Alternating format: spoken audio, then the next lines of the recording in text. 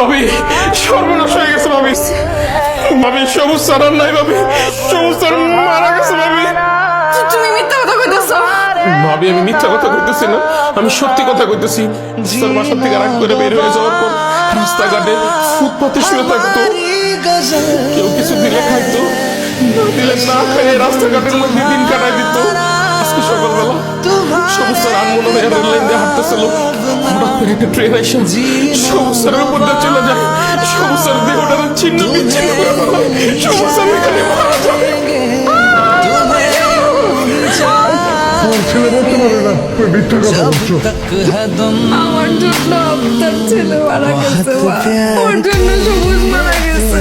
আমি আমার স্বামীরে অনেক অশান্তি দিছি, আর মনের কষ্ট আমি বোঝার চেষ্টা করি নাই।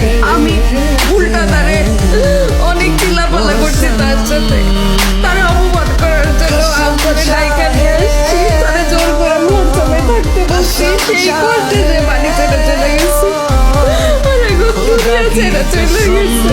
হে আল্লাহ, তুমি আমার সবুজ আমার কাছে ফিরে দাও। আমি আর কিচ্ছু চাই না।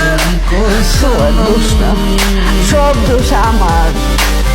আমি দিন রাত খালি সংসারে অশান্তি করছি তোমা।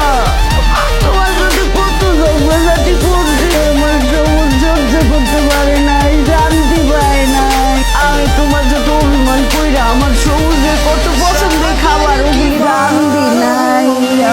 সকালবেলা নাস্তা দেই নাই, নাস্তা না খেয়ে অফিসে গেছে, একটু শান্তি দেই নাই।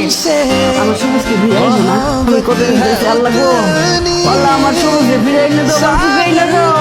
আমি আর জীবনে আমার বৌমার সাথে ঝগড়া করুন না, অশান্তি করুন না। আমি সবুজ আমার